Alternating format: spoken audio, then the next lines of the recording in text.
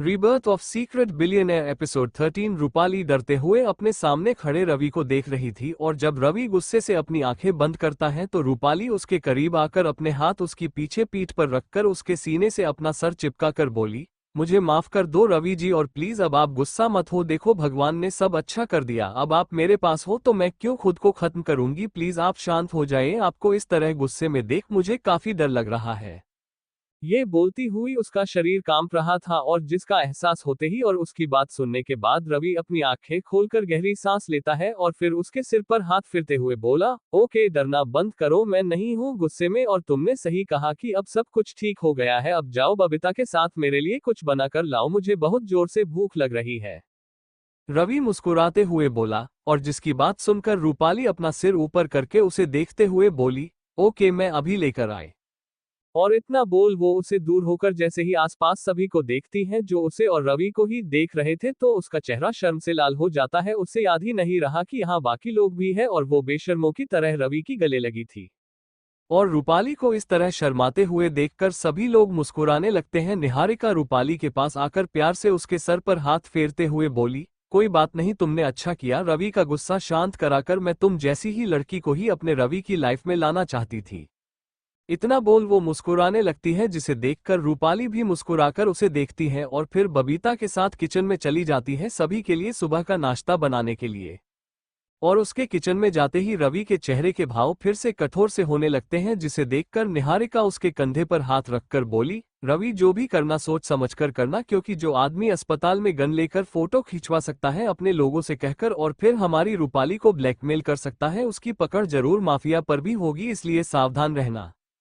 निहारिका की बात सुनकर रवि हाँ में सिर हिला देता है और फिर सभी जाकर डाइनिंग टेबल पर बैठ जाते हैं। निहारिका एक नज़र गीता की रूम की तरफ देखती है और फिर कुछ सोचकर बोली, मनीष के जाने के बाद हमने से कोई गीता के रूम में नहीं गया, जरूर वह भी परेशान और रो रही होगी, इसलिए मुझे एक बात तो देख आने दो और साथ में उसे नाश्ते की पूछ लूंगी कि वह हमारे साथ नाश्ता करना चाहती है कि नहीं। निहारिका की बात सुनने के बाद सभी लोग हाँ में सिर हिला देते हैं। आर्यन कुछ सोचकर बोला, ओके लेकिन याद रखना अगर वह मना कर दे तो उसे जिद मत करना ज्यादा। निहारिका हाँ में सिर हिलाकर चली जाती है। आर्यन फिर रवि से बोला, क्या मैं हेल्प करूं तुम्हारी उसे आदमी को सबक सिखाने में। जिसे सुनकर रवि मुस्कुराकर बोला, नहीं भाई, वह इतना भी बड़ा आदमी नहीं है कि उसके लिए आपको परेशान होना पड़े, उस जैसे आदमी को मैं ही देख लूंगा। जिसे सुनकर आर्यन बोला, ओके लेकिन उसे आसान मौत मत देना, उसने मेरी बहन को रुलाया है।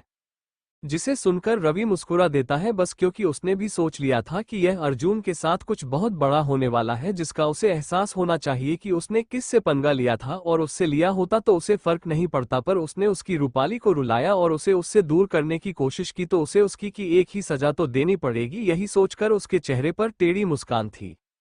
और इधर निहारिका गीता के रूम का डोर खोलकर अंदर आती है तो वह देखती है कि गीता बेड पर उदास होकर बैठी है।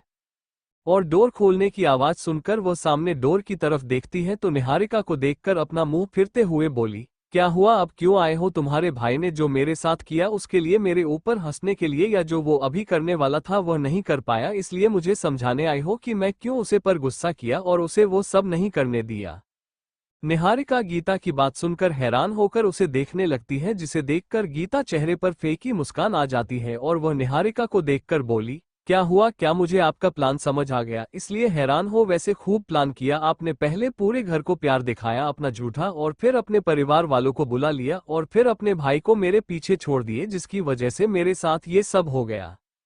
इतना बोल उसकी आंखों से आंसू बहने लगते हैं जिसे सुनकर निहारिका को समझ में नहीं आता कि वो गीता से क्या बोले और क्या गीता उसके बारे में ऐसा सोचती है, और यही सोचकर उसकी आंखों में भी नमी आ जाती है। जिन्हें कंट्रोल करके निहारिका गहरी सांस लेकर बोली, बहुत खूब गीता, लेकिन मुझे तुमसे कोई शिकायत नहीं कि तुम मेरे बारे में ऐसी सोच रखती हो, क्योंकि मैं भी तुमसे इस तरह प्यार करती हूँ जिस तरह मैं बबीता को करती हूँ, रवि को करती हूँ, एक माँ की तरह। और एक माँ कभी अपनी बेटी के साथ ऐसा करने की सोच भी नहीं सकती। खैर छोड़ा, तुम मेरे बातों पर विश्वास नहीं करोगी, क्योंकि जो लड़की मेरे भाई के प्यार को नहीं समझ पाई वो लड़की मुझे क्या समझेगी। इतना बोल वो पलटकर अपनी आंखों से आंसू साफ कर वापस लौट जाती है रूम से।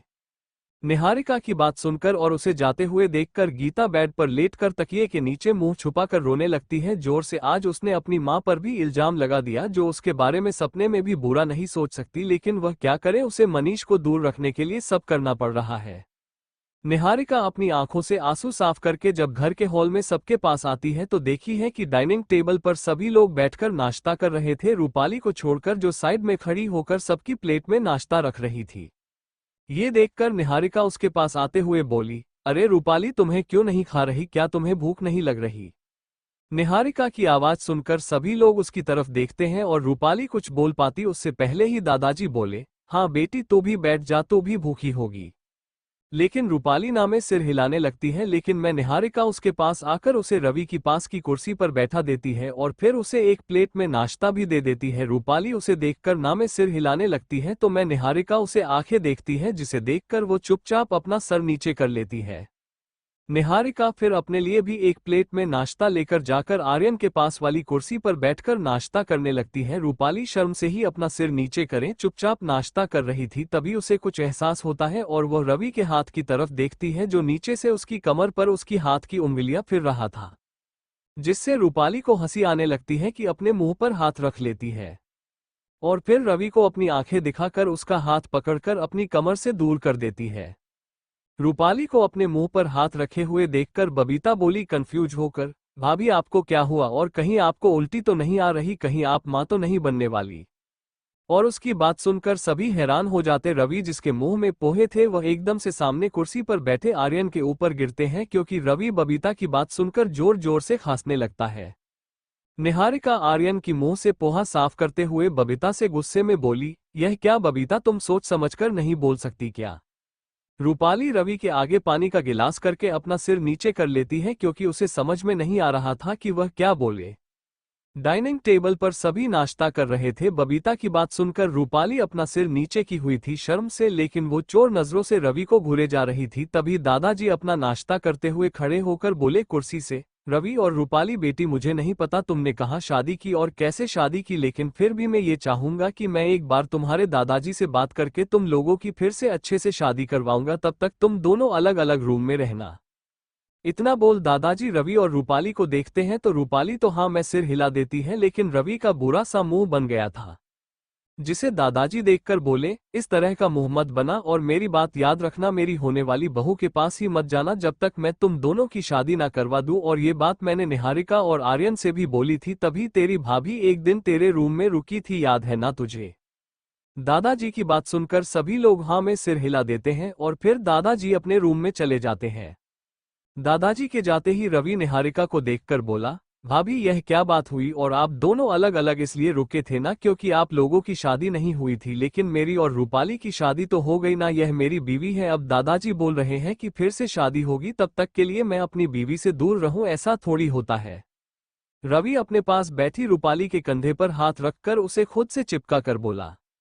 रवि की बात सुनकर उसे सभी लोग ऐसा करते हुए देखते हैं। रूपाली रवि को गुस्से से देखते हुए उसका हाथ अपने कंधे से हटाने की कोशिश करते हुए बोली, रवि छोड़ो, मुझे दादाजी ने मना किया है ना।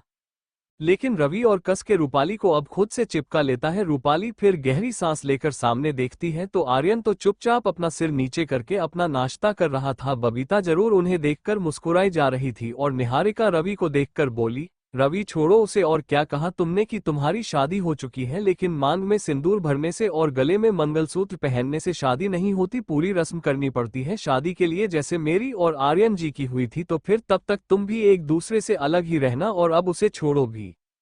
निहारिका की बात सुनकर रवि अपना हाथ रूपाली की कंधे से हटाकर उसे देखकर बोला बुरा सा मुंह बनाकर, क्या भाभी, कम से कम आपको तो मेरा सपोर्ट करना चाहिए था। घर में सभी लोग मेरे खिलाफ होते हैं, लेकिन मैं देख रहा हूं कि आजकल आप भी मेरा साथ नहीं दे रही है। रवि की पूरी बात सुनकर और उसे इस तरह मुंह बनाता हुआ देखकर निहारिका गहरी सांस लेकर बोली, देखो रवि, जहां जरूरत होती वहां मैं तुम्हारे साथ खड़ी होती हूं, लेकिन अभी तुम्हें दादाजी की बात माननी पड़ेगी और मुझे तो लगता है कि हमारी तरह तुम्हारी शादी भी एक आध दिन के अंदर हो जाएगी। चिंता क्यों कर रहे हो? कौन सी तुम्हें 1 महीना या 1 साल रुकना है? निहारिका अपने चेहरे पर टेढ़ी मुस्कान लाकर बोली, और जिसे सुनकर रूपाली और रवि की आंखें बड़ी बड़ी हो जाती और वे दोनों एक दूसरे को देखते हैं और फिर दोनों एक साथ नामे सिर हिलाने लगते हैं, जिसे देखकर बबीता हंसते हुए बोली, हाँ भाभी, अगर ऐसा हो गया तो मजा ही आ जाएगा। सोचो, ये दोनों पूरे 1 महीने एक दूसरे से अलग रहेंगे और तब रूपाली भाभी मेरे रूम में और रवि भाई अपने रूम में, फिर बेचारे एक दूसरे से मिल भी नहीं पाएंगे। और इतना बोल वे अपने मुंह पर हाथ रखकर जोर जोर से हंसने लगते हैं, जिसे देखकर रवि उसे गुस्से से घूर के देखते हुए बोला, तो चुप कर, ऐसा कुछ भी नहीं होगा। अब भाभी मैं सच बोल रहा हूँ, ऐसा कुछ भी नहीं होगा। अगर मेरी रूपाली को मुझे एक दिन से ज्यादा दूर किया गया ना, तो मैं बता रहा हूँ आप लोगों की मैं ना। रवि आगे कुछ बोल पाता उससे पहले ही आर्यन अपना सिर ऊपर कर उस देखते हुए बोला, अच्छा तो तुम क्या करोगे?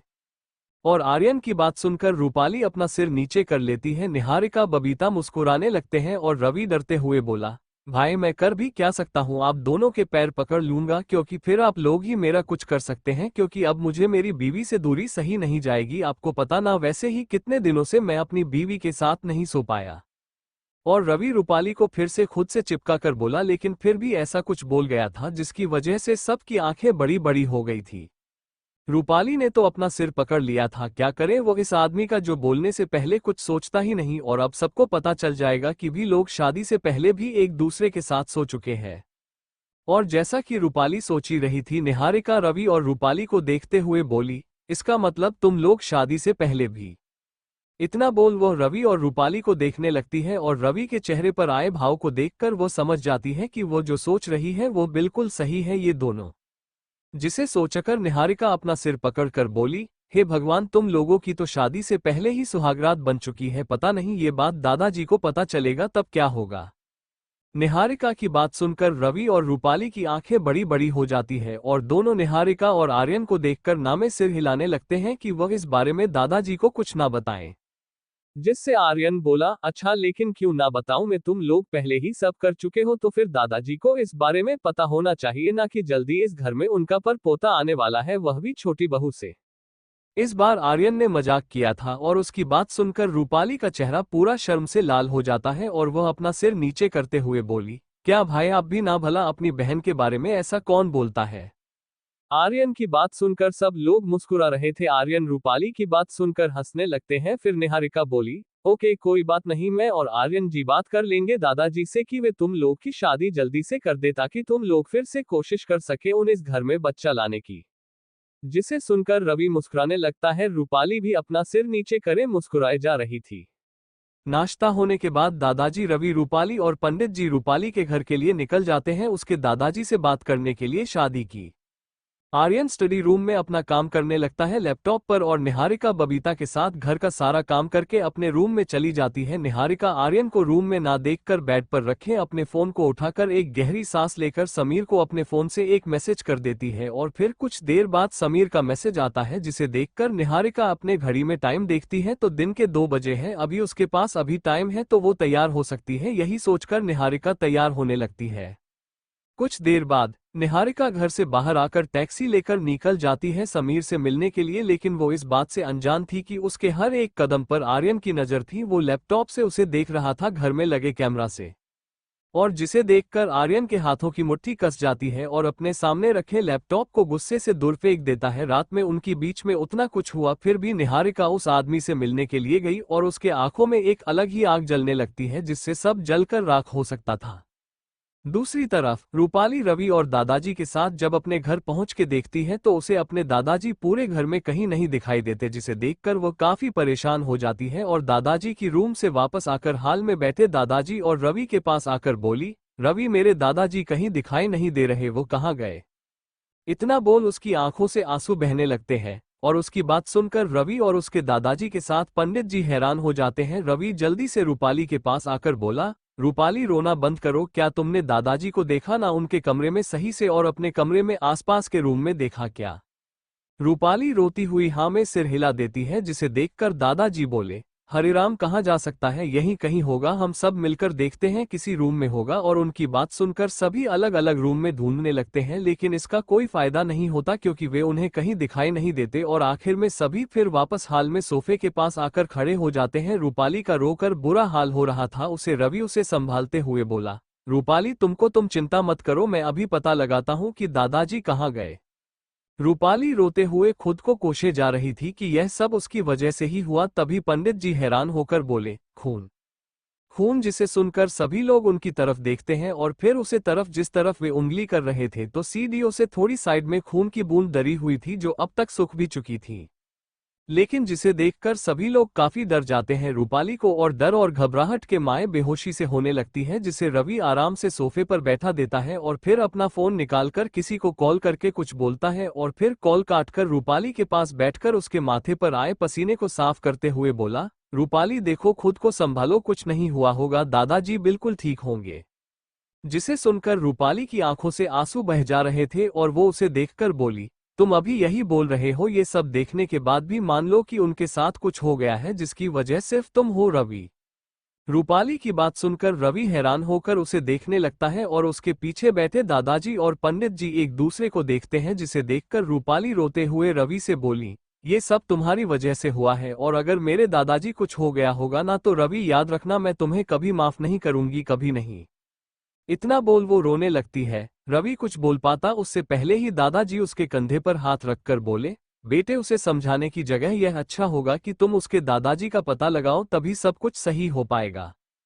और अपने दादाजी के बात सुनकर रवि हाँ में सिर हिलाकर अपने फोन से कॉल करने लगता है और 5 मिनट के अंदर वह पूरी मुंबई का हिला देता है और पूरे शहर की पुलिस रूपाली जी के दादाजी को हर जगह ढूंढने लगती है। निहारिका टैक्सी में बैठकर उसे एड्रेस पर जा रही थी जो समीर ने उसे बताया था आने के लिए, लेकिन वह काफी घबराई हुई लग रही थी क्योंकि उसने राज को कुछ नहीं बताया कि वह कहाँ जा रही है और क्यों जा रही है। राज को बस इतना पता था कि वो समीर से मिलने जा रही है, लेकिन उसने फैसला कर लिया था कि वह उसे आदमी तक पहुँच कर ही रहेगी जिसके बारे में आर्यन बोल रहा था। और यही सोचकर वो गहरी सांस लेकर बोली, सॉरी हब्बी, पहली बार तुम्हें बिना बताए कहीं जा रही हूँ, उसके लिए सॉरी। और इतना बोल वो अपनी आंखों में आए आंसू को साफ कर लेती है। टैक्सी ड्राइवर टैक्सी चलाते हुए उसे देखे जा रहा था सामने लगे आईने में, लेकिन वो कुछ बोलता नहीं है और निहारिका ने जैसा बताया था वो उसे जगह जाकर टैक्सी रोक देता है। निहारिका टैक्सी से उतरकर टैक्सी वाले को पैसे देने लगती है। टैक्सी वाला निहारिका से पैसे लेते हुए बोला, मैडम आप अच्छी घर की लग रही है तो फिर इसी जगह क्यों आई हैं? यह इलाका बहुत खतरनाक और खराब है और आप किसी प्रॉब्लम में हैं तो मैं पुलिस को कॉल करूं, वो उस आदमी को पकड़ लेगा जो आपको ब्लैकमेल करके ऐसे जगह बुलाया है। उससे टैक्सी वाले की बात सुनकर और उसे अपनी चिंता करते हुए देखकर निहारिका मुस्कुरा कर बोली, नहीं नहीं भाई आप चिंता ना करें, मैं बस अपने एक दोस्त से मिलने के लिए आई हूँ। इतना बोल निहारिका उस टैक्सी ड्राइवर को पैसे देकर पीछे पलटकर उस गली में चली जाती है, लेकिन निहारिका के जाने के बाद भी उस आदमी का मन नहीं हो रहा था और उसे ऐसा लग रहा था जिसे इस लड़की के साथ कुछ बुरा हो सकता है और तब उसे उसकी जरूरत पड़ेगी, इसलिए वो कुछ देर यही रुकने का फैसला करता है। निहारिका उसे गली में जाते हुए आसपास दिखती है तो वहां का बहुत गंदा माहौल लग रहा था। आदमी लोग शराब पीकर घूम रहे थे और उनके साइड में मछली वाले अपनी दुकान पर बैठे बैठे उन्हें काट काट के बेच रहे थे और शराब भी खुलेआम बेच रही थी, जिसे देखकर निहारिका अपने मुंह पर हाथ रख लेती है। उल्टी जैसा जीव हो रहा था उसका, उसे समझ नहीं आ रहा था कि समीर ने उसे ऐसी जगह क्यों बुलाया और जब वह वहां से गुजर रही थी तो आसपास की लोगों उसे ही घुरे जा रहे थे, जिससे अंजना और जाना अनकंफर्टेबल महसूस कर रही थी। निहारिका का मन करने लगा था कि वह यहां से वापस भाग जाए और वह जाने के लिए जैसे ही पलटती है तभी उसे पीछे से समीर की आवाज सुनाई देती है, रुक जाओ निहारिका। जिसे सुनकर निहारिका वापस पलटकर समीर को देखती है जो उसी के पास आ रहा था और उसके पास आते ही निहारिका उसे हैरान होकर बोली, समीर तुमने मुझे ऐसी जगह क्यों बुलाया? पहले तो तुमने बोला था कि तुम मुझे कोई रेस्टोरेंट में बुलाओगे, लेकिन ये सब यहाँ पर मैं नहीं रुकने वाली, जा रही हूँ। इतना बोलो वापस पलटने को होती है तभी समीर उसका हाथ पकड़कर बोला, सॉरी मैंने तुमसे झूठ बोला निहारिका, लेकिन तुम्हें पता है ना मैं कितनी मुसीबत में हूं, तो मेरे पास इतने पैसे नहीं है कि मैं तुम्हें कोई अच्छी जगह पर बुला सकूं। यहीं पर बगल में मेरा छोटा सा रूम है जहां मैं रहता हूं, तो हम वहीं पर बात कर सकते हैं, प्लीज मेरे साथ चलो। निहारिका समीर की बात सुनकर आसपास दिखती है तो अभी भी उसे कुछ लोग घुरे जा रहे थे, ये देखकर वो हाँ में सिर हिला देती है और समीर से अपना हाथ छोड़ा लेती है।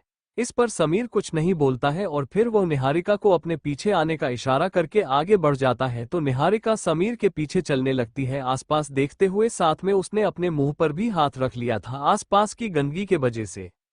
समीर के पीछे चलती चलती निहारिका एक छोटी सी फैक्ट्री के अंदर आ जाती है और कंफ्यूज हो जाती है। समीर ने तो बोला था कि यहाँ पर वो एक रूम में रहता है किराए से, फिर वो उसे यहाँ पर क्यों लाया? और उसके कदम वहीं रुक जाते हैं। उसे अंदाजा हो चुका था कि कुछ तो गड़बड़ है।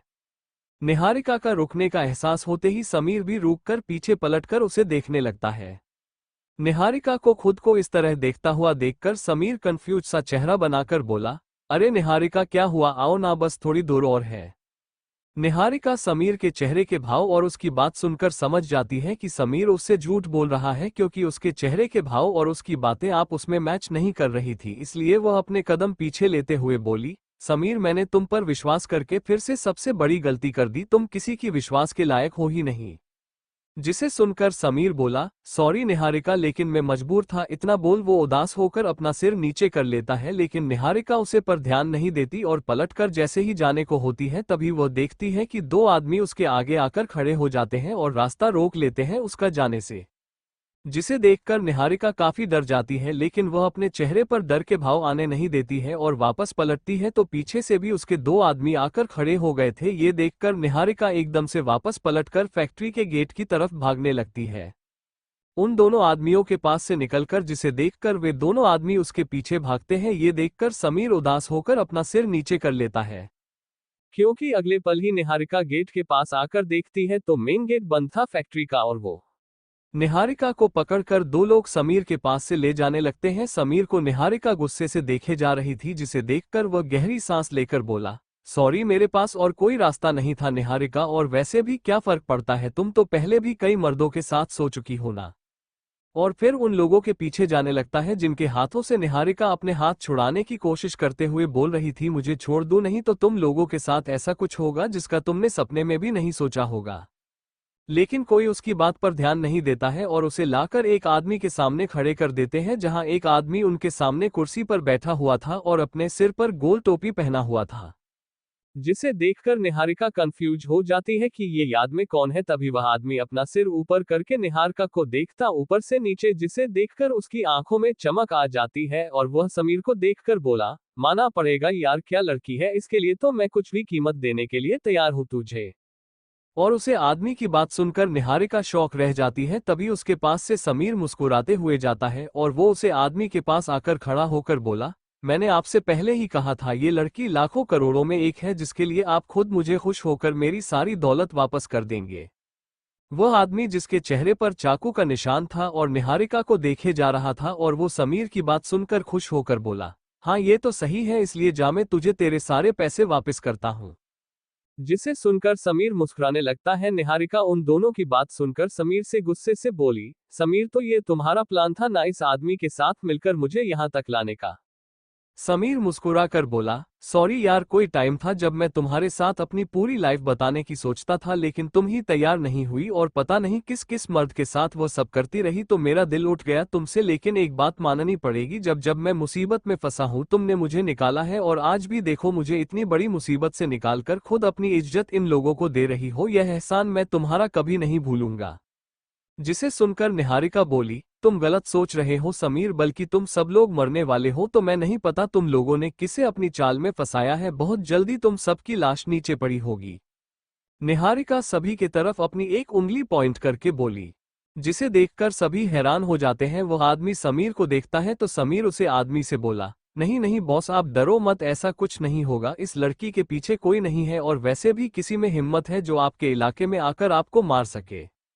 समीर की बात सुनकर वह आदमी मुस्कुराते हुए बोला, हाँ ये बात तो तूने सही बोली, यहाँ तक आने की किसी में हिम्मत नहीं है, और सुन लड़की, हम लोगों के साथ होगा जो होगा, लेकिन उससे पहले जो तेरे साथ होने वाला है ना, उसके लिए तो तैयार हो जा। फिर वह अपने आदमी को इशारा करता है तो निहारिका के पीछे खड़ा एक आदमी अपने फोन में वीडियो रिकॉर्डिंग चालू कर देता है, और वे दो आदमी निहारिका को पकड़े ही उसे नीचे लिटा देते हैं, और उन सब का बॉस कुर्सी से खड़ा होकर बोला, हाँ तो सबसे पहले तो उसके साथ में ही करूंगा, बाकी तुम देख लेना किसे पहले करना है किसे बाद में। इतना बोल वो निहारिका के पास आने लगता है, और इस आदमी को अपने पास आते हुए देखकर निहारिका उन दोनों आदमियों से अपने हाथों को छोड़ते हुए बोली, देखो मैंने कहा ना कि मेरे पास ही मत आना, तुम सभी बुरी तरह मारे जाओगे नहीं तो। निहारिका की बात सुनकर वो आदमी इतना चीड़ जाता है कि निहारिका के पास आकर सबसे पहले उसके गाल पर थप्पड़ मारते हुए बोला, चुप कर, वरना तेरे साथ सब कुछ करके तुझे यहीं खत्म कर देंगे। वैसे भी तुझे मारने का ऑर्डर नहीं मिला, सिर्फ तेरे साथ रेप करने का ऑर्डर मिला है, इसलिए शांति से पड़ी रहे, और वरना हम सभी तेरे साथ एक साथ करेंगे ना, तो तू झेल नहीं पाएगी, मर जाएगी पागल। निहारिका उसे आदमी की बात सुनकर समझ जाती है कि यह लोग तो छोटे मोटे गुंडे हैं जिन्हें किसी ने उसके साथ वो सब करने को बोला है, यानी वह अभी भी मास्टरमाइंड तक नहीं पहुंच पाए, लेकिन अब वो यहां से बचकर जाए यही उसे समझ में नहीं आ रहा था, लेकिन उसे जल्दी कुछ सोचना होगा।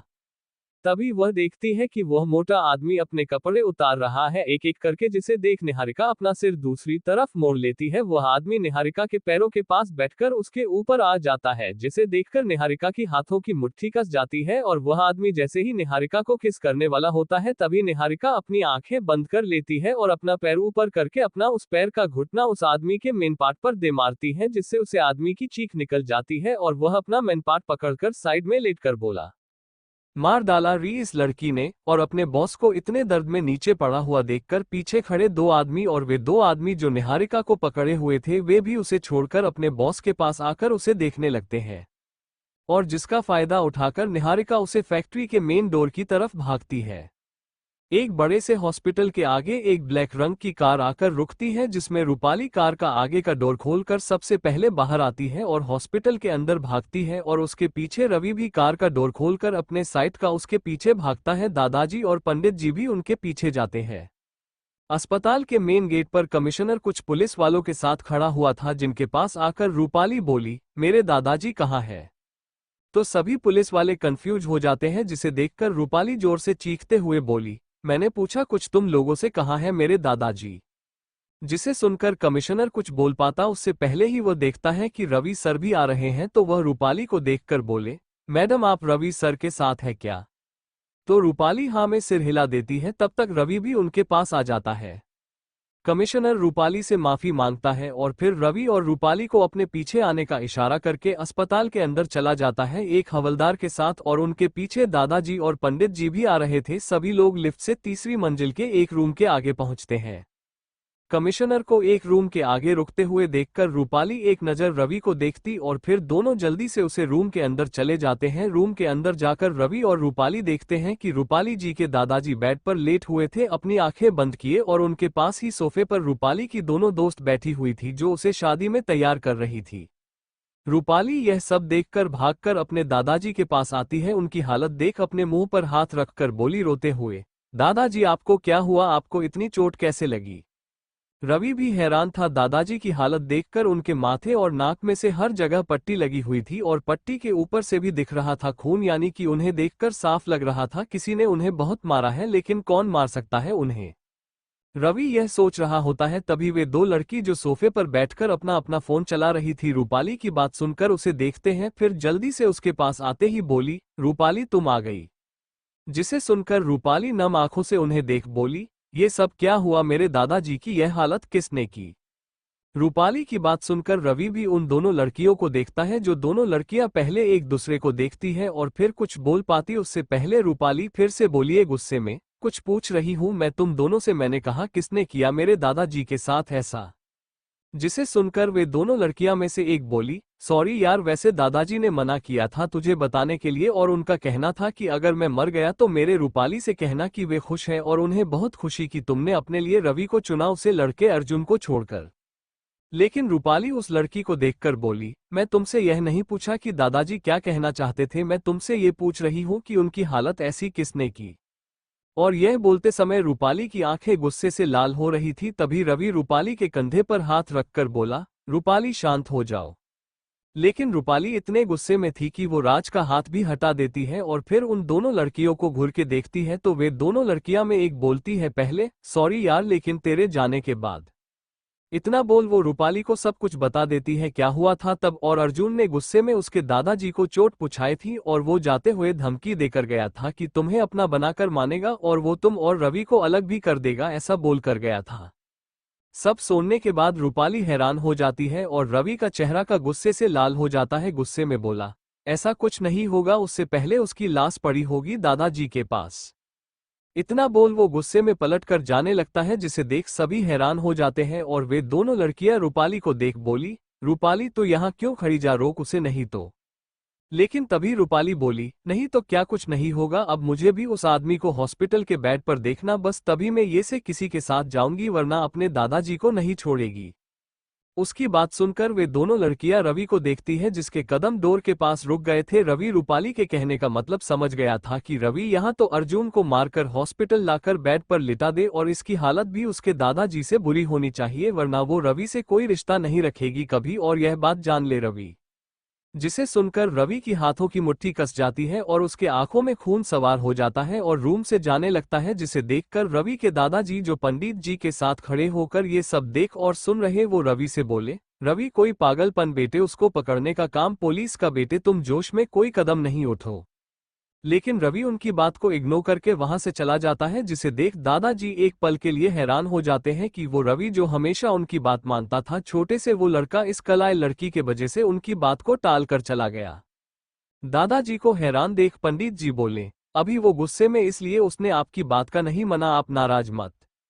लेकिन तभी दादाजी पंडित जी को हाथ दिखाकर रूपाली को देख बोले, जो अभी उनको तरफ पीट करके अपने दादाजी को देख रही थी, तुमने यह सही नहीं बेटी, तुम उसे रोकने की जगह उसे ऐसा बोली जिससे उसका गुस्सा और बढ़ गया। अगर मेरे पोते को कुछ हुआ तो मैं तुम्हें कभी माफ नहीं करूंगा।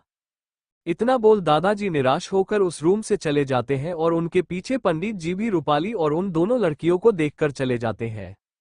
जिसे देख उनमें से एक लड़की जैसे ही रूपाली से कुछ बोलने वाली होती है, उससे पहले रूपाली अपने दादाजी का हाथ पकड़कर नम आंखों से बोली, मेरे लिए मेरे दादाजी बढ़कर कोई नहीं और ना कोई रिश्ता है, अगर इन्हें कुछ होगा तो वैसे भी मैं किसी को माफ नहीं करूंगी।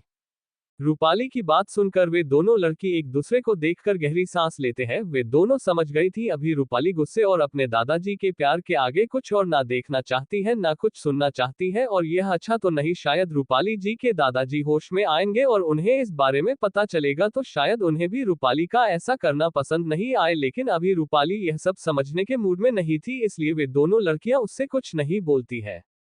दूसरी तरफ निहारिका उन लोगों से बचकर भाग रही थी जिसकी पीछे 4 आदमी और वो चालू वाला आदमी भी था। समीर ये देखकर अपना सिर पकड़कर बोला, ये बॉस ने किसे ये काम दिया निहारिका के साथ वो सब करने का जिनसे एक लड़की पकड़ी नहीं जा रही, यह क्या गुंडे बनेंगे। जिसे सुनकर वो चाकू वाले आदमी के कदम रुक जाते हैं और वो पलटकर उसे देखते हुए बोला, अच्छा अब मुझे तुझसे सिखाना होगा कि गुंडा कैसे बनाना जाता है। इतना बोल वो समीर के ऊपर गन पॉइंट करके देता है, जिसे देख समीर की आंखें बड़ी बड़ी हो जाती है और जल्दी से नामे सिर हिलाकर बोला, अरे नहीं डॉन भाई आप गलत समझ रहे हैं, मैं तो ये कहना चाहता था कि आपसे सीखना चाहिए कि बड़ा गुंडा कैसे बना सकता है, आप बेस्ट गुंडा हो, आप किंग हो। समीर की बातें सुनकर वो चाकू वाला आदमी अपना सीना छोड़ा करके बोला, हाँ तुमने यह सही कहा, अपन से अच्छा कोई गुंडा हो ही नहीं सकता, आप किंग ऑफ गुंडा है समझा। समीर जिसे सुनकर मन में बोला, हाँ लेकिन सकस का गुंडा है वो भी जोकर। जिसे सुनकर वो गुंडा बोला, ये लड़के क्या बोला तू अपन के बारे में। जिसे सुनकर समीर बोला, यार आप मुझे छोड़ो, उस लड़की को पकड़ो, नहीं हमसे कोई नहीं बचेगा, अगर असली किंग ऑफ गॉड को पता चल गया कि हमारे हाथों से वो लड़की भाग गई। जिसे सुनकर वो आदमी अपना माथा पकड़कर बोला, यहाँ यार तो फिर तू मेरे साथ टाइम पास क्यों रहा है, चल उसे ढूंढने में मेरी और मेरी आदमियों की मदद की, नहीं तो हम गए बेटे। और फिर दोनों फैक्ट्री की में गेट के बाहर और वे लोग दिखते हैं कि वो लड़की आगे भाग रही थी और उसके 4 आदमी पीछे, जिसे देख चाकू वाला आदमी जोर से चीख कर बोला, अबे सालो तुम उसके साथ लुका छुपी क्यों खेल रहे, पकड़ो उसे, क्या लोगों को पाला है मैंने, साला एक लड़की को भी पकड़ पा रहे। चाकू वाला आदमी गुस्से में समीर की गर्दन पकड़कर उसके माथे पर गन रखकर बोला। जिसे देख समीर रोनी सी शकल बनाकर बोला, अरे डॉन बॉस आप मुझे क्यों मरना चाहते हैं, मैंने क्या किया। जिसे सुनकर वो चाकू वाला आदमी चिढ़ते हुई समीर की गर्दन छिड़कर बोला, अबे तो क्या करूं, मुझे नहीं आता इस कंट्रोल करना। समीर कंफ्यूज होकर, डॉन बॉस कैसे कंट्रोल करना है, हम तो उस लड़की निहारिका को पकड़ना है। जिसे सुनकर चाकू वाला आदमी बोला, हाँ यार पता, लेकिन अपन को अपना गुस्सा कंट्रोल करना नहीं आता और अब गुस्सा कंट्रोल नहीं हुआ उस लड़की की जगह तू मरेगा। जिसे सुनकर समीर की आंखें बड़ी बड़ी हो जाती है। वो चाकू वाला आदमी फिर अपना एक हाथ ऊपर करके सामने की ओर बंदूक तानकर अपने हाथ हिलाते हुए बोला, साले कामिनी कहाँ देख रहे तुम उसे, वो देख वो छुपी है उसे मुर्गी के जाल के पीछे। जिसे सुनकर वे चारों लोग जो आसपास देख रहे थे उस तरफ देखते हैं तो निहारिका उन्हें जाल के पीछे छुपकर देख रही थी और वे लोग पकड़ने के लिए भागते हैं। जिसे देख निहारिका के चेहरे पर डर वाले भाव आ जाते हैं और ये देखकर चाकू वाला आदमी खुश होकर आमिर के कंधे पर एक जोर से थप्पड़ मारकर बोला, हाँ हाँ पकड़ लो उसे और मेरे पास लेकर आओ मेरे शेरों। समीर अपने कंधे पर हाथ रखकर दर्द में बुरा सा मुंह बनाकर बोला, अरे डॉन बॉस, तो मुझे क्यों मार रहे हो? जिसे सुनकर चाकू वाला आदमी खुश होकर बोला, अरे अब अपन से खुशी कंट्रोल नहीं हो रही है। जिसे सुनकर समीर घुरे के उसे देखता है, क्या आदमी यार यह, जब इस पर कुछ कंट्रोल नहीं होता तो गली का डॉन बना ही क्यों? लेकिन तभी निहारिका उन चारों लोगों को अपने पास आते हुए देखती है तो आसपास देखने लगती है और फिर कुछ सोचकर वो उस मुर्गी जाल को देखती है और उसके चेहरे पर शेरनी मुस्कान आ जाती है और ये देख सभी कंफ्यूज हो जाते हैं, वो ये लड़की पागल है क्या? मतलब इस समय कौन मुस्कुराता वे? और उसकी बात सुनकर समीर भी गौर से निहारिका को देखने लगता है और तभी उसकी दिमाग की बत्ती जल जाती है और वो उन चारों लोगों से रोक पाता या कुछ बोलता तब तक बहुत देर हो गई थी और अगले पल ही सभी के आगे बड़ी बड़ी हो जाती है। उस गली में निहारिका उन चारों लोगों को देखकर जल का गेट का लॉक खोल देती और उसे जाल को उनके ऊपर धक्का देकर गली के बाहर भागती है और सारी मुर्गी जाल से बाहर निकल जाती है और वे चारों आदमी उसे जाल को पकड़ लेती है ताकि वो उनके ऊपर ना गिर। आसपास लोग ये सब देख हंसने लगते हैं। वो चाकू वाला आदमी जिसके चेहरे पर चाकू का निशान था, वो गुस्से से समीर की गर्दन फिर कर उसका सिर नीचे करके दूसरे हाथ से उन लोगों को तरफ गन पॉइंट करके बोला, अबे गधों, कम दिमाग के लोगों, तुम उस जाल को पकड़े क्यों खड़े हो? अरे उस लड़की को पकड़ो ना। मैंने कैसे तुम गधों को अपनी टीम में शामिल किया? किसी काम के नहीं। समीर अपना सिर नीचे करके ही बोला, अरे तो मेरी गर्दन क्यों पकड़ लिए? जाओ अपने आदमियों को पकड़ो ना जो किसी काम के नहीं है। समीर की बात सुनकर वो चाकू वाला आदमी अपने चारों आदमियों के पीछे भागते हुए बोला, मैं अपनी टीम बदल दूंगा लेकिन पहले उस लड़की को पकड़ना। अरे बाबा! और उसके उसे जाते हुए देख समीर अपने गर्दन पर हाथ रखकर बोला, क्या पागल आदमी है यार? बिग बॉस इस ये काम कैसे दे सकते? अब पता नहीं यह लोग निहारिका को पकड़ भी पाएंगे या नहीं, चलो देखते हैं। यही सोचकर वो भी भागता है उन लोगों के पीछे। निहारिका सबसे आगे, उसके पीछे वे चारों आदमी और उसके पीछे वो चालू वाला आदमी यानी उनका बॉस, आखिर में समीर। उन चारों आदमियों से एक गुस्से से बोला, लड़की मैं बोल रहा हूँ रुक जा, वरना तू जानती नहीं अपन के बॉस को, वो जानवर से तेज भागकर तुझे पकड़ लेंगे। और उस आदमी के पीछे भाग रहा वो चाकू वाला आदमी बोला, अबे क्या बोले जा रहा हो? और वो मेरी धमकी से डरती तो भागती ही क्यों? जिसे सुनकर उसके पीछे भाग रहा समीर बोला, देख लो, खुद तो पकड़ नहीं पा रहे, उस लड़की को आपके नाम से डरा रहे हैं, जिसे आपके नाम से वो लड़की वास्तव में डर जाएगी। जिसे सुनकर वो चाकू वाला आदमी पलटकर समीर को देख बोला, साले तू अपन की बेइज्जती कर रहा है क्या? जिसे सुनकर और उसे रुका हुआ देख समीर उसका हाथ पकड़कर बोला, वो आप आपको बाद में बताता हूँ, पहले उस लड़की को पकड़ो, हमसे कोई नहीं बचेगा अगर वो भाग गई। समीर की बात सुनकर वो चाकू वाला आदमी भी भागता है। उस गली के बाहर टैक्सी वाला अपने टैक्सी में बैठा अपने हाथ में पहनी हुई घड़ी में टाइम देखकर बोला, अभी तक नहीं वो लड़की, लगता है मैं ही कुछ ज्यादा सोच रहा था यार, वो अपने दोस्त के पास सुरक्षित पूछ गई होगी। यही सोच वो अपनी टैक्सी चालू कर उसे आगे बढ़ देता है मुस्कुराते हुए। तभी उस गली से निहारिका भागते हुए आकर टैक्सी वाले जो अपने टैक्सी ले जाते हुए देखकर निहारिका भागते हुए बोली, रुक जाओ भैया। जिसे सुनकर टैक्सी वाला पलटकर निहारिका को इस तरह भागता देख हैरान होकर अपनी टैक्सी रोक देता है। निहारिका उसके टैक्सी बैठकर लंबी लंबी सांसें लेकर उसे यहां से निकलने का इशारा करती है, जिसे देख वो कंफ्यूज हो जाता है। लेकिन तभी उसे चारों लोगों भी आते दिखाई देते हैं जिनके हाथों में हथियार थे, जिन्हें देखकर वो कुछ बोल पाता उससे पहले उसे अपनी टैक्सी चालू होने की आवाज आती है। जिसे सुनकर वो पलट कर दिखता है तो ये लड़की उसकी टैक्सी चालू कर उस देखकर बोली, चल रहे भाई या मारना है? और टैक्सी आगे बढ़ा देती है। उसके पास टाइम ही नहीं था यहां रुक करने का। जिसे देखकर वो टैक्सी ड्राइवर भागकर अपनी टैक्सी में पीछे बैठकर बोला, अरे मैडम, ये लोग आपके पीछे क्यों पड़े हैं और क्या आपको टैक्सी चलना भी आता है ना? निहारिका मुस्करा कर बोली, नहीं। जिसे सुनकर टैक्सी ड्राइवर की आंखें बड़ी बड़ी कर बोला, क्या? जिसे देख निहारिका टैक्सी में तेज करके बोली, हाँ। उस लड़की को टैक्सी में बैठकर जाता है देख वे चलो लोग रोक कर बोले, अब क्या करना, ये तो भाग गई टैक्सी लेकर। तभी पीछे से उनके बॉस की गुस्सैल आवाज सुनाई देती है जो समीर के साथ भागकर आ रहा था, अरे तुम लोग खड़े क्यों होगे, पीछे करो उसको, जाओ अपनी अपनी गाड़ी लेकर आओ। जिसे सुनकर वे लोग अपनी बाइक लेकर आ जाते हैं तो एक पर समीर बैठ जाता है और एक पर उनका बॉस, और फिर चारों लोग अपनी अपनी बाइक को भगाते हैं उस टैक्सी के पीछे जैसे निहारिका चला रही थी। वो टैक्सी ड्राइवर उन लोगों को बाइक से अपना पीछा करते हुए देख डरते हुए निहारिका से बोला, अरे मैडम, आप इन लोगों का क्या चोरी करके भाग रही है जो ये लोग आपका पीछा कर रहे हैं?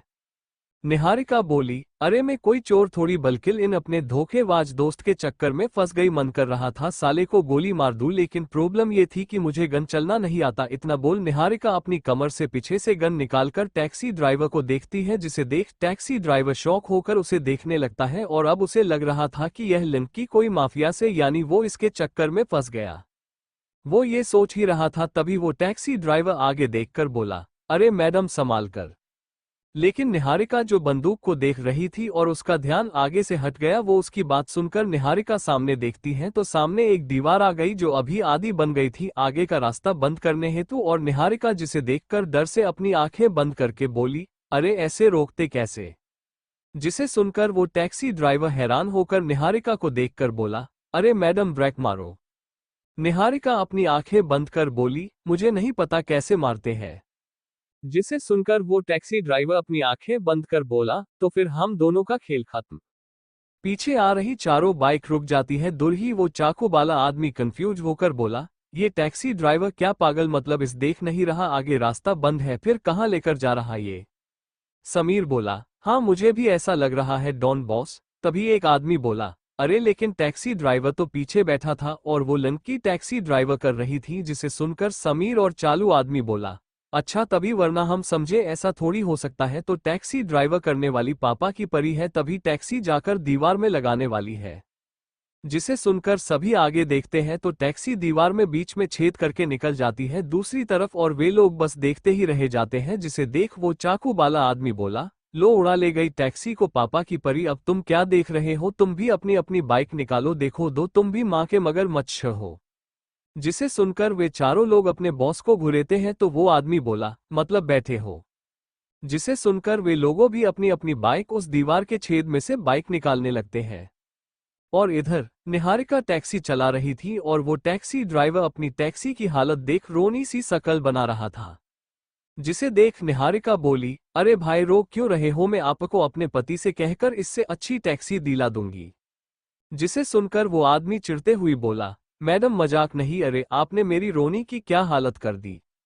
जिसे सुनकर निहारिका कंफ्यूज हो उसे देखकर बोली, कौन रानी भाई। वो टैक्सी ड्राइवर निहारिका के आगे अपने हाथ जोड़कर बोला, मेरी माँ तू आगे देख चला, वरना अब पता नहीं तू कहाँ मेरी रोनी को तोड़गी। जिसे सुनकर निहारिका बुरा सा मुंह बनाकर बोली, ओके, और वैसे इसमें तुम्हारी इस रानी की ही गलती थी, अरे इस जब दीवार देख रही थी तो रोकना चाहिए था ना। जिसे सुनकर वो टैक्सी ड्राइवर फिर निहारिका को देखता है तो चुपचाप टैक्सी ड्राइवर करने लगती है और वो टैक्सी ड्राइवर अपना सिर पकड़े बैठा हुआ था टैक्सी में। निहारिका टैक्सी ड्राइवर कर ही रही थी तब वे बाइक वाले उसके बहुत करीब आ जाते हैं, क्योंकि अब रोड़ा पूरा खाली था इसलिए उन्हें बाइक भागने में प्रॉब्लम नहीं हो रही थी। और निहारिका के दिखते ही देखते दो बाइक वाले आगे तो बाइक पीछे होकर चल रही थी। शाम के 8 बजे उन्हें से अंधेरा होने लगा था, जिससे निहारिका को सही से दिखाई नहीं दे रहा था।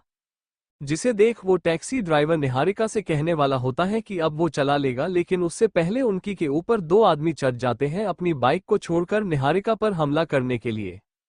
सिंह विला, रात के 8 बजे। गीता और बबीता घर में अकेली थी और पता नहीं कैसे घर की लाइट में खराब हो गई थी। बबीता ने अपने फोन की लाइट चालू करके बेड पर बैठी गीता को देखती है जो काफी डरी हुई लग रही थी। जिसे देखकर बबीता उसके पास बेड पर बैठकर बोली, गीता डर मत, में हूं ना तेरे पास, और आर्यन भाई जाने से पहले बोलकर गए वो जल्दी ही वापस आ जाएंगे भाभी को लेकर।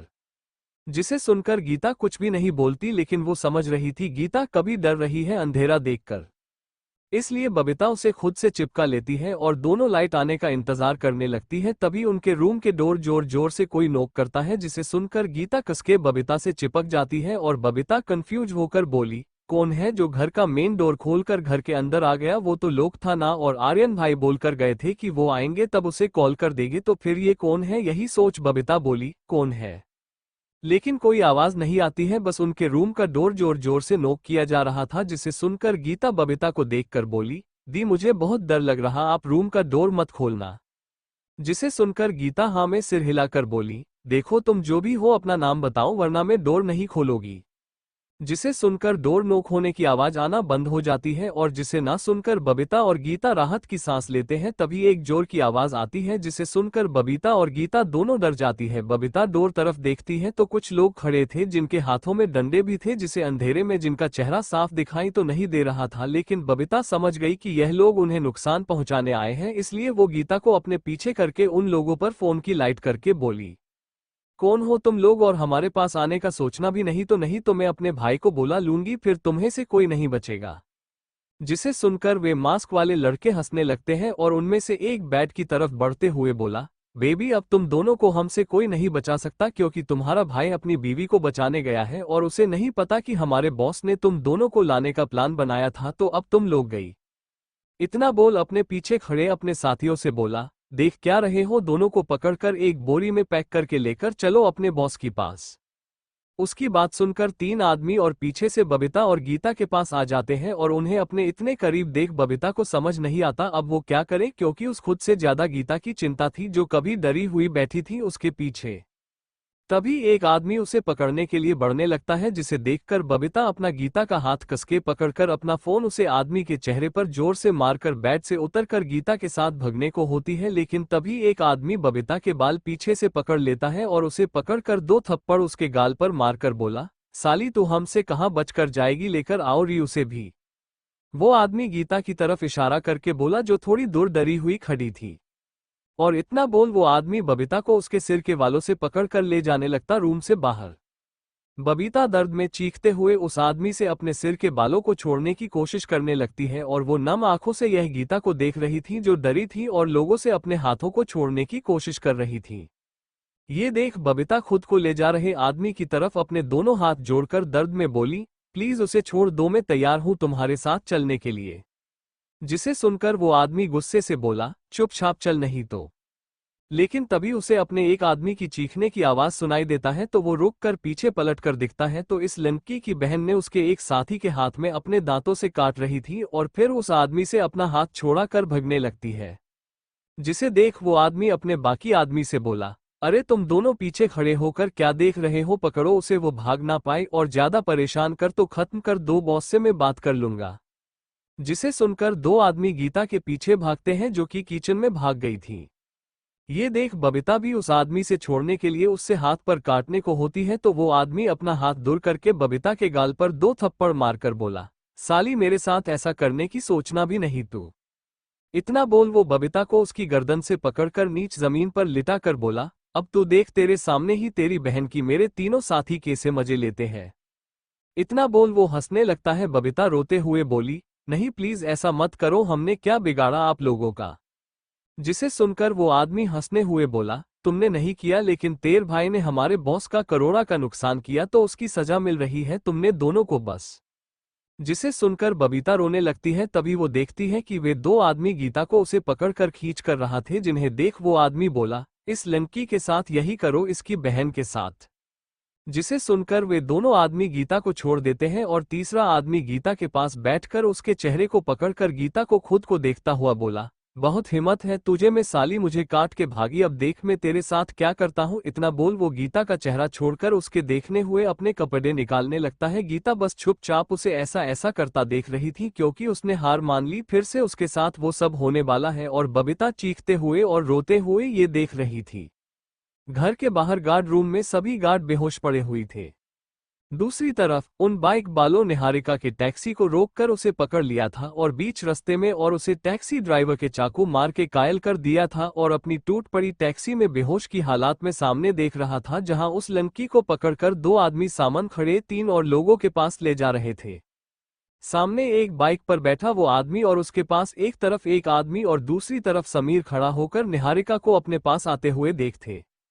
निहारिका के पास आने पर वो चाकू वाला आदमी बाइक से उतरकर बोला, यार तू लड़की यहाँ कोई आफत की पुड़िया, मतलब इतना परेशान तो मुझे मेरी बीवी ने भी नहीं किया था, जिसके एक छोटी सी गलती पर मैंने उसे मार दिया था। जिसे सुनकर निहारिका उसे घूर के देखने लगती और समीर कंफ्यूज होकर बोला, डॉन बॉस आपकी वाइफ ने ऐसी भी क्या गलती की थी अपने उसे मार दिया। जिसे सुनकर चाकू वाला आदमी बीरा सा मुंह बनाकर बोला, अरे यार तुझे पता है ना मुझे अपना गुस्सा कंट्रोल करना नहीं आता। जिसे सुनकर समीर बोला, हाँ पता है, आगे बोला। जिसे सुनकर चालू वाला आदमी समीर को देखता और फिर उसके कंधे पर हाथ रख और उसी हाथ पर अपना सिर रखकर रोते हुए बोला, यार मुझे करेला की सब्जी नहीं पसंद। और मैंने उसे बोला कि करेला देख, मेरा मन होता है कि मैं किसी का खून कर दूं, पर पगली भूल गई और बेचारी की यही गलती उसकी मौत की बच्चे बनी। इतना बोल वो ऊपर देख नम आंखों से बोला, मधु आई लव यू और सॉरी, लेकिन सच में करेला नहीं पसंद। और उसकी बात सुनकर और उसे ऐसा करते हुए देखकर सभी अपने अपने मुंह खोले उसे देखे जा रहे थे। निहारिका भी हैरान थी, ऐसा कौन करता यार, मतलब सब्जी पसंद नहीं आई तो दूसरी बनवा लेता और मारने की क्या जरूरत थी। समीर तो अपना सिर पकड़ लेता, वो पागल हो जाएगा, यह आदमी पूरा पागल है। तभी एक आदमी नम आंखों से बोला, बॉस बहुत दुखी भरी कहानी है आपकी, आप लेडी बॉस से कितना प्यार करते हैं कि उनके मरने के बाद भी उन्हें याद करके रो रहे हैं। जिसे सुनकर निहारिका और समीर हैरान होकर उसे देखते हैं, ये भगवान, इसके साथ काम करने वाले भी पागल हैं। जिसे सुनकर वो चाकू वाला आदमी अपने आंखें से आंसू साफ करके बोला, कोई बात नहीं भाई, वो मेरे दिल में आज भी जिंदा है और हमेशा मेरे आसपास रहती। इतना बोल वो अपने आसपास देखने लगता है, जिसे देखकर सभी लोग डर जाते। निहारिका भी डरते हुए बोली, भाई ऐसा नहीं बोलते हैं, मुझे डर लग रहा है बहुत। निहारिका की बात सुनकर वो आदमी निहारिका नम आंखों से बोला, मत डर बहन, वो किसी को नुकसान नहीं पूछती है, वो बोली, और सीधी भूत है मेरी मधु। इतना बोल वो एक तरफ देखता है, मुस्करा जा कोई नहीं खड़ा था। जिसे देख निहारिका और बाकी सब उसे तरफ देख काफी डरने लगता है और सभी आस देखने लगते डर से। समीर बोला, डॉन बॉस आप हमें डराना बंद कर, जो काम बोला उसे करो ना, वरना हम भी आपकी मधु के साथ भूत बन जाएंगे। समीर की बात सुनकर वो आदमी अपने गम से वापस आते हुए बोला, नहीं नहीं मुझे नहीं बनना भूत। लेकिन और फिर उस तरफ देखकर बोला, सॉरी बेबी बुरा मत मानना, अगर मैं भी भूत बन गया तो तुम्हारा ध्यान कौन रखेगा। जिसे सुनकर सभी अपना सिर पकड़ लेते हैं, इस किसने गुंडा बनया यार, इस तो पागल खाने में भेजो जो दूसरों को पागल कर रहा है। निहारिका भी इतनी चीड़ गई थी कि सामने खड़े आदमी का चाकू पकड़कर अपने गर्दन पर रखकर बोली, मैं और इस पागल को नहीं झेल सकती, मुझे अब नहीं जीना। जिसे देख सभी उसे रोक पाते या कुछ बोलते उससे पहले ही एक गोली चलने की आवाज आती है और सभी के देखते ही दिखते निहारिका के पास खड़ा आदमी जमीन पर पड़ा हुआ था। जिसे देख सभी शॉक हो जाते हैं और फिर निहारिका के साथ उस तरफ पलटकर देखते हैं जहां से गोली चलने की आवाज आई थी। सभी उस तरफ देखते हैं तो एक आदमी अपने चेहरे पर मास्क लगाए खड़ा था अपनी कार के आगे और उसके हाथ में बंदूक थी। जिसे देखकर चाकू वाला आदमी अपनी गन उस आदमी की तरफ पॉइंट करके बोला गुस्से से चिढ़ते हुए, कौन है वे तू और मेरे साथी को क्यों मारा। तभी निहारिका के मुंह से एक शब्द निकलता है, मेरा पति, अब मैं कई काम से। इतना बोल वो रोनी सी शक्ल बनाकर अपने पास खड़े आदमी का हाथ पकड़ उसे चाकू पकड़ाकर फिर उसे चाकू को अपने गले पर रखकर रोते हुए बोली, अब भी बचाओ मुझे, यह मुझे मारना चाहता है। निहारिका की बात सुनकर और उसे ऐसा करते हुए देखकर सभी शौक रह जाते हैं। वो आदमी का हाथ कांपने लगता है और वो अपने हाथ से चाकू छुड़ाने लगता है, लेकिन निहारिका उसका हाथ पकड़कर उसे घूर के देखती है तो वो आदमी रोनी सी शकल बनाकर बोला, दी मुझे छोड़ दो वरना आपका पति मुझे गोली मार देगा। सिंह विला गीता के हाथों को एक आदमी ने पकड़ा हुआ और एक ने उसके पैरों को, और दूसरा आदमी जिसके हाथ पर गीता ने काटा था वो अपने ऊपर के कपड़े निकालकर हंसते हुए उसके ऊपर आकर उसके होठों को देख उन्हें तरफ बढ़ने लगता है। गीता तो किसी मूर्ति की तरह लेटी थी, उसने अब हार मान ली थी और अपनी आंखें बंद कर ली थी।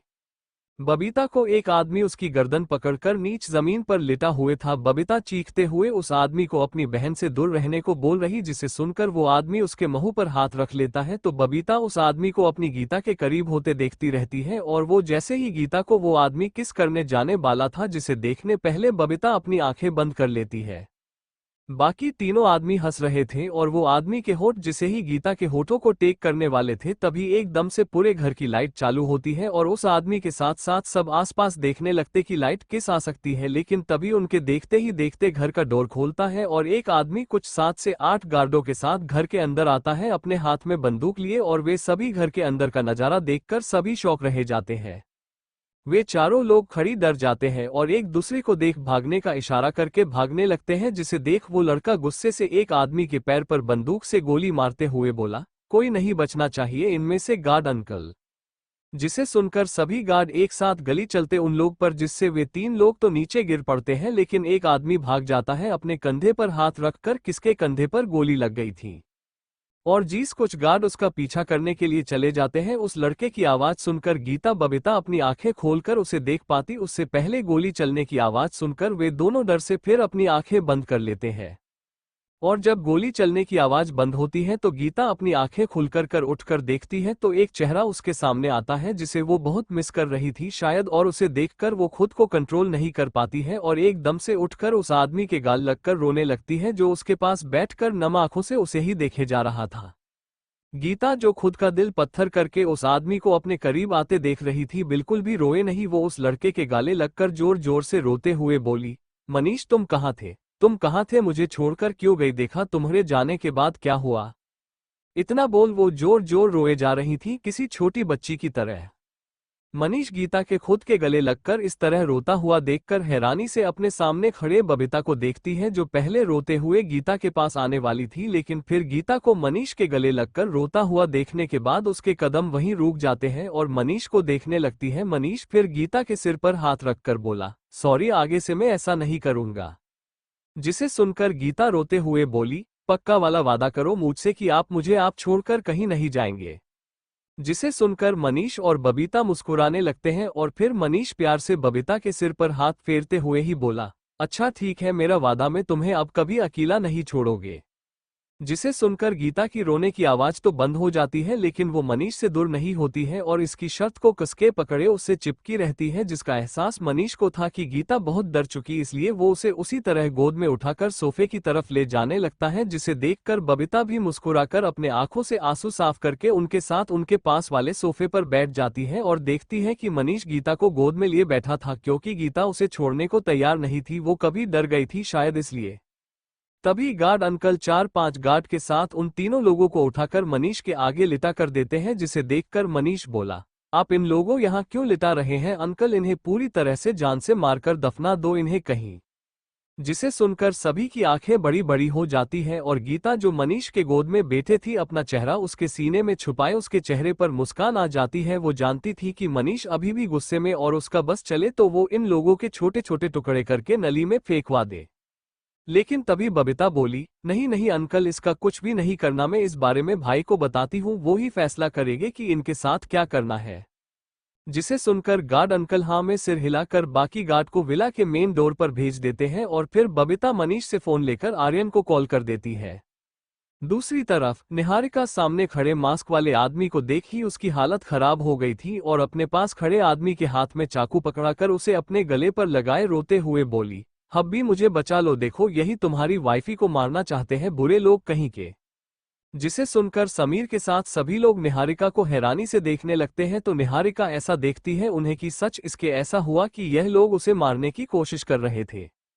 वो डॉन बॉस समीर को देखकर बोला, अबे साले कहां से पकड़ कर लाया, इस तो मेरे एक साथ को मारा दिया और अब बाकियों को भी मरवाना चाहती है, और हमने अभी इस कब मारा, यही हम भागा भागा कर थका रही थी।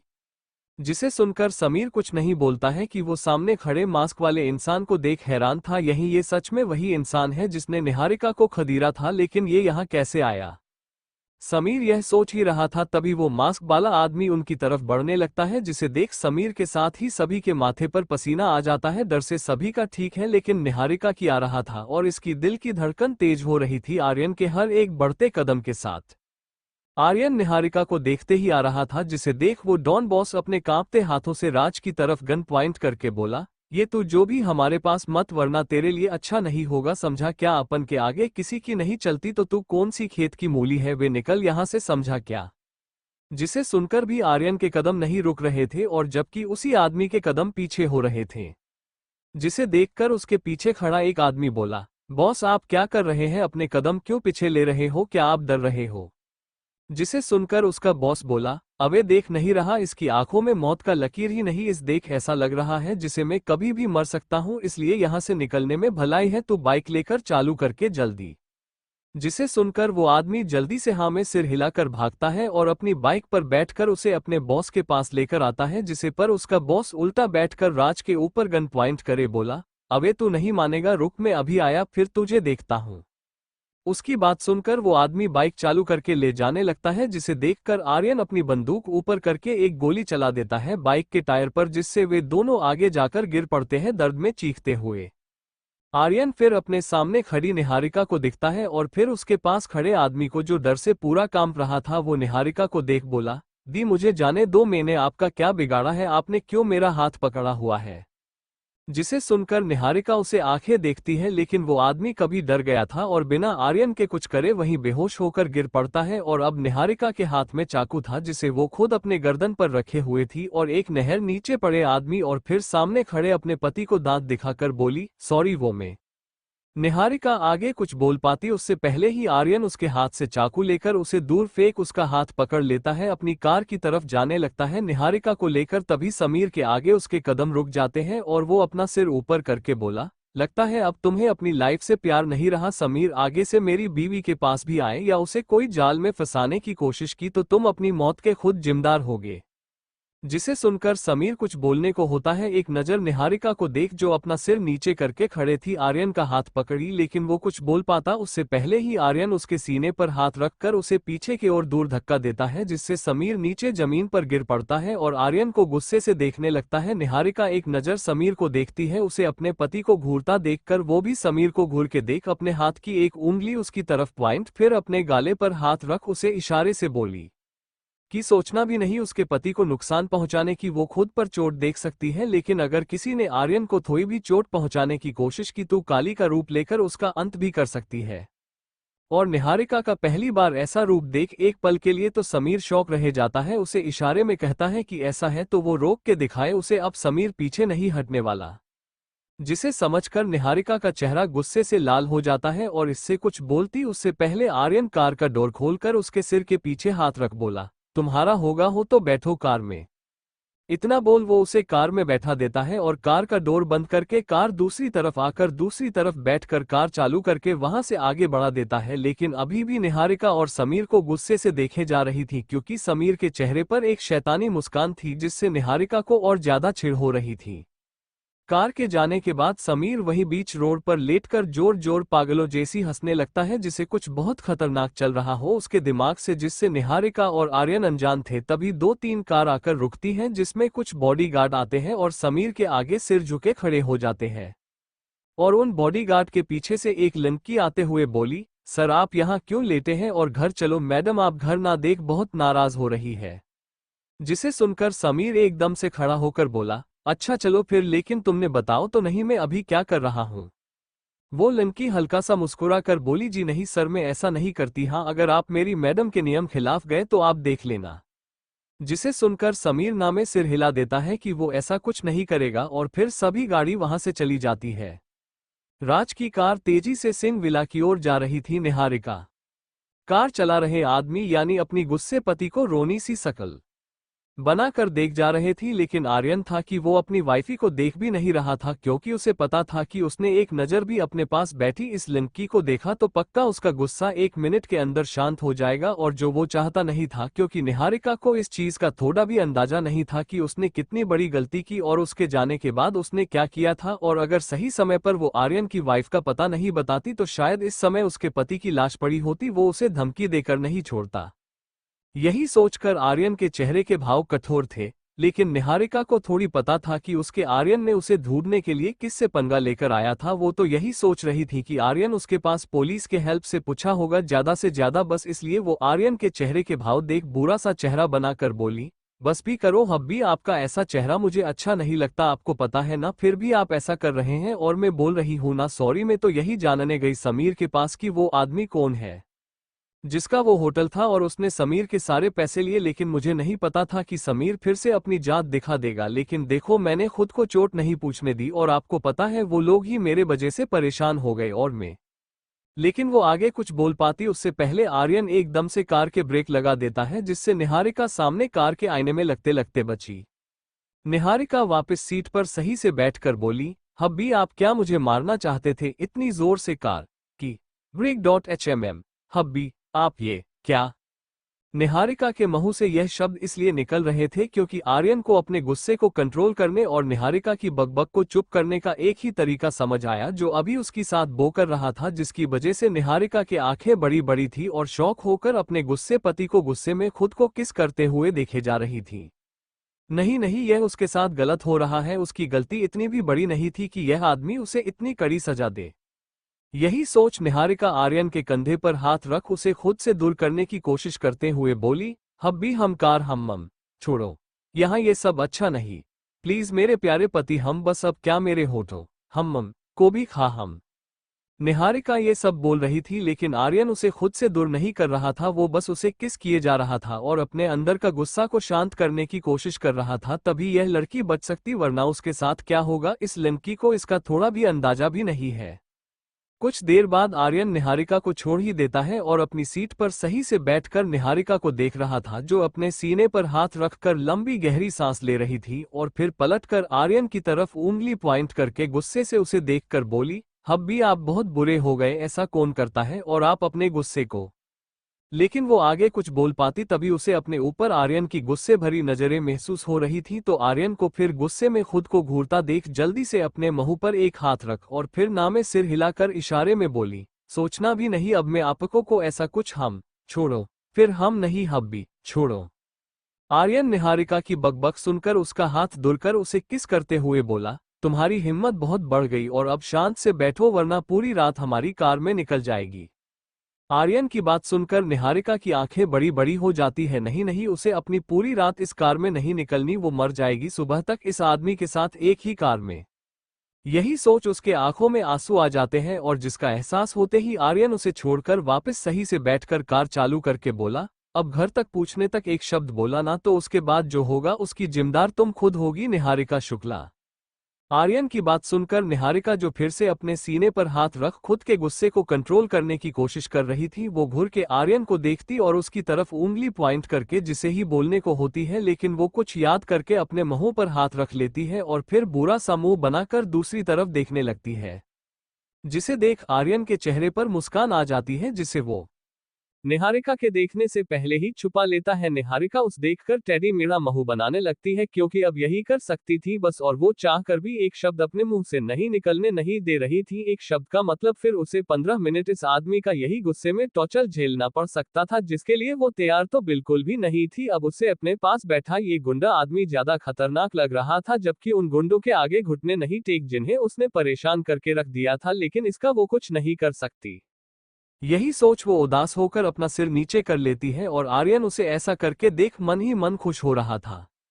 एक नाइट बार बियर का प्याला में एक लड़का अंदर आता है तो वो देखता है कि कई सारे लोग अपने टेबल पर बैठे ड्रिंक पी रहे थे, लेकिन वो आदमी सभी को इग्नोर करके आसपास देखने लगता है। तो उसे एक टेबल पर केवल एक आदमी देखता है, उसके सामने कुर्सी पर कोई नहीं बैठा था, जिसे देखकर वो आदमी जाकर सीधा उसके पास बैठ जाता है। जिसके सामने बैठा आदमी अपना सिर ऊपर करे अपने नशीब भरी आंखों से सामने बैठे आदमी को देखकर बोला, ओ रवि शिन, तुम क्यों आए, मेरे पास क्या बताने आए हो, क्यों मेरी रूपाली को तुमने पूरी तरह से अपना बना लिया है। जिसे सुनकर रवीना में सिर हिलाकर बोला, नहीं यार वो तो शुरू से मेरी थी, मैं तुझे यहाँ से पिट पीट कर हॉस्पिटल ले जाने आया हूँ क्योंकि मेरी वाइफ रूपाली का सख्त ऑर्डर है कि जिसने उसके दादाजी ऐसी हालत की उस आदमी को मार मार हॉस्पिटल में लेकर आए और उसे इसके दादाजी के पास वाले बेड पर लिटा दे। रवि घूर के अर्जुन को देखते हुए बोला, जिसे सुनकर दो पल के लिए अर्जुन शौक देखता है लेकिन फिर एकदम से जोर जोर से हंसने लगता है, जिसे रवि बस देख जा रहा था। अर्जुन हंसते हुए बोला, तो और मुझे इतना बोल, वो अपना पेट पकड़कर जोर जोर से हंस जा रहा था। रवि उसकी बात सुनकर बाद भी बस उसे शांति से देखता रहता है क्योंकि अभी वो कुछ नहीं कर रहा था, जब करेगा तब यह आदमी ना हंस पाएगा और ना रो पाएगा। यही सोच रहा था रवि, जिसे देखकर अर्जुन एकदम से अपनी हंसी कंट्रोल करके और गुस्से से अपने दोनों हाथों को टेबल पर रखकर रवि को घूर के देखते हुए बोला, तुझे पता भी तो क्या बोल रहा है और तू ऐसा बोल पा रहा है क्योंकि अभी मैंने तुझे बोलने दिया, वरना तेरे इतने बोलने पर अभी तेरी लाश नहीं पड़ी होती। मेरी बात पर विश्वास नहीं तो देख अपने आसपास, तुझे तेरी मौत दिखाई देगी। इतना बोल वो मुस्कुराकर अपनी कुर्सी पर पीछे टेक कर बैठ जाता है और रवि की नजरों का पीछा करने लगता है। रवि अर्जुन की बात सुनकर एक नजर सभी को देखता है जो उनके आसपास टेबल बैठकर उसे हो देख जा रहे थे और सभी उसे देख अपनी अपनी बंदूक उसे दिखा रहे थे। रवि सभी को देखकर फिर अर्जुन को देखा कर बोला, ये सब देखा कर क्या तू मुझे डरा रहा है। जिसे सुनकर अर्जुन अपने चेहरे पर टेढ़ी मुस्कान लाकर बोला, नहीं यार, बल्कि मैं तुझे अपनी पावर दिखा रहा हूँ। वैसे अच्छा किया जो तू खुद मेरे पास आ गया बेटे, क्योंकि बहुत जल्दी में आ रहा था तेरे पास तुझ मारकर अपनी रूपाली को वापस लेने। अर्जुन की बात सुनकर रवि के हाथों की मुट्ठी कस जाती है और उसके आंखों में रवि का खून सवार हो जाता है, जिसे देख अर्जुन बोला, बस तू अब यही कर सकता है, क्योंकि अगर तूने मुझे टच भी किया ना बेटे तो कहां से गोली चलकर आएगी और वो तेरे सीने के आर पार हो जाएंगी, तुझे नहीं पता चलेगा। समीर की बात सुनकर रवि फिर एक नजरे सभी देखता है जो तैयार बैठे थे अर्जुन का इशारे के लिए। रवि फिर अर्जुन को देखकर बोला, वैसे तुझे पता शेर कहीं भी चला जाए वो शेर होता है, और मैं खुद चलकर तेरे इलाका के आया हूं, तो सोच ले तेरे साथ क्या होगा। अब तुझे मुझसे कोई नहीं बचा पाएगा। अर्जुन, बहुत हुआ छुआ बिल्ली का खेल, अब आमने सामने की लड़ाई भी लड़ लेते हैं, देखते हैं किसमें कितना दम। रवि के चेहरे पर अभी भी डर की एक लकीर ना देख अर्जुन कंफ्यूज था कि यह लड़का क्या पागल या फिर कुछ तो इसके पास, तभी यह इतना बोल रहा है। इसलिए वो एक नज़र पूरे डांस बार में दिखता है तो उसे केवल अपने ही आदमी दिखाई देते हैं, जिसे देखकर उसके अंदर का जोश वापस आ जाता है और मुस्कुरा कर रवि से बोला, अच्छा बेटे, बहुत बड़ी बड़ी बातें कर रहा है, क्या तुझे डर नहीं लग रहा? जिसे सुनकर रवि जोर जोर से हंसने लगता है, जिसे देखकर अर्जुन पहल कंफ्यूज और गुस्से में टेबल पर हाथ मारकर बोला, पागल हो गया क्या अपनी मौत को देखकर? जिसे सुनकर और अर्जुन के चेहरे पर गुस्से वाले भाव देखकर रवि खुद की हंसी कंट्रोल करके बोला, लेकिन मुझे तो तेरे चेहरे पर मौत देख रही है अर्जुन। और रवि की बात सुनकर अर्जुन का चेहरा गुस्से से लाल हो जाता है और गुस्से भरे लाल चेहरे से रवि को देखते हुए एकदम से कुर्सी को पीछे करके खड़ा होकर रवि के माथे पर गन पॉइंट करके बोला, अच्छा तो देखते हैं कौन डरा हुआ रवि शिन मरने के लिए तैयार हो जाए, ताकि तेरे बाद मेरी रूपाली मेरे पास वापस आ जाए। रवि के ऐसा करने के बाद भी रवि बस उसे देखते रहता है। दूसरी तरफ एक बेड से विला के अंदर कई सारी कारें इंटर होती हैं और घर के मेन डोर रुकती है। बीच वाली कार में से समीर उतरता है और फिर गहरी सांस लेकर घर के मेन डोर खोलने के लिए जैसे ही डोर पर हाथ रखता है, उससे पहले ही डोर धीरे धीरे खोल जाता है, जिसे देखने के बाद समीर घर के अंदर देखता है। पूरे घर में अंधेरा था, केवल सामने एक बड़ी सी कुर्सी पर के लड़की बैठी हुई थी, अपने एक पैर पर दूसरा पैर रख हुई और समीर को ही देख रही थी, जिसे देखकर समीर के माथे से पसीना आने लगता है। Thank you for listening. मुझे उम्मीद है आपको ये स्टोरी पसंद आई होगी। अगर आपको पसंद आई है तो प्लीज़ लाइक और कमेंट करना ना भूलें और मोर स्टोरीज के लिए सब्सक्राइब करें। मिलते हैं नेक्स्ट वीडियो में।